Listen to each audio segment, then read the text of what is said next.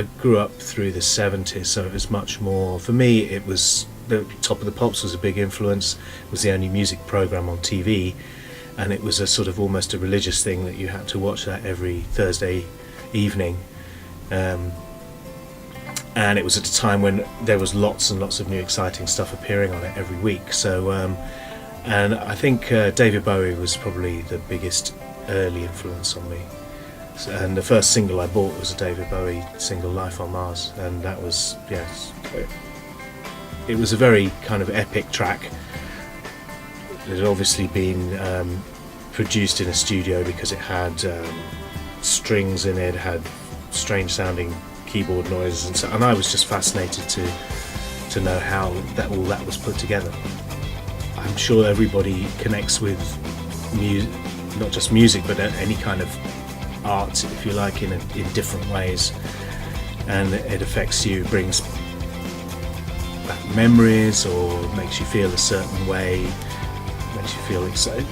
What's most important for me when I'm working on something is to make it exciting to me, and I just kind of hope that how I feel about it will be the same as will make other people feel the same way. From a personal point of view, playing live, when I was playing in bands and stuff, I got the chance with one band I was playing with in the 80s called Dead or Alive. We toured in Japan and went out on stage in a giant arena in Tokyo, and I think there were something like 50,000-60,000 people in it, and that was obviously a kind of whoa. The old sort of hairs on the back of the neck stood up, but that's sort of, you know, a one-off thing. But on a sort of a more everyday level, the first record that I mixed that was a hit was All Together Now by The Farm, which came out around about 1990, and I remember a few weeks after having worked on it, I was on a bus in London, and they used to play the radio on the buses in London at that time, and this track came on the radio, and I was sitting there in this bus crowded full of people, and it was all sort of cold and damp, and November or whatever it was, and this track I'd mixed was coming over. I just remember sitting there kind of thinking, wow, this is really surreal, but it was a special moment because I think it was the first time I'd heard something that I'd done in public, as it were, other than playing live. And so yeah, there've been a lot of moments like that since, where I hear things in an unusual context, like, you know, you're sitting in a cafe or something, you hear something on the radio that you've done. It's always really, really nice. That's kind of vindication almost of the long hours and all the years of getting to that level. Makes it really special. There've been quite a few highlights from that point, just in terms of making really good records.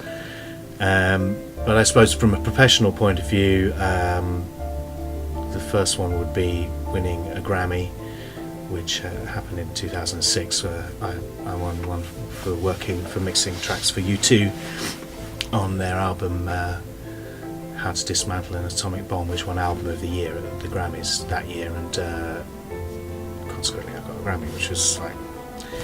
And I went to the ceremony in LA, and that was all kind of another one of those surreal moments where suddenly your name's being read out. I mean, inevitably they pronounce my name wrong, but that's not surprising. And you know, trotting up onto the stage and standing there looking like a lemon. And yeah, so that was obviously a great highlight. Just, you know, may never happen again, but it was a great experience. And then I suppose the other biggest one was last year, working on the Olympics opening ceremony with Underworld. Because it felt great just to be a part of something that sort of historic. The main thing, I think, is persistence and not giving up. And if you've got the ability and the drive to do it, then you can achieve it. But it does take a lot of persistence. There have been a few times in my career where I've seriously considered changing or doing something else because it's been extremely difficult.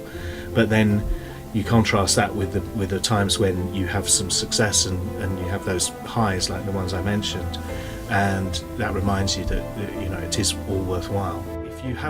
If you can't find projects, if people aren't giving you projects, you have to go and make your own projects.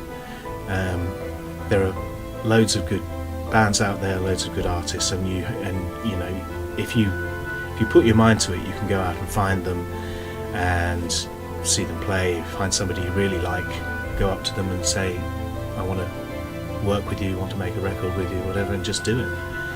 And if it's good, and if people like it, then that could be your stepping stone to bigger things. So don't sit at home scratching your head wondering why people aren't giving you any work. Is go and make your own.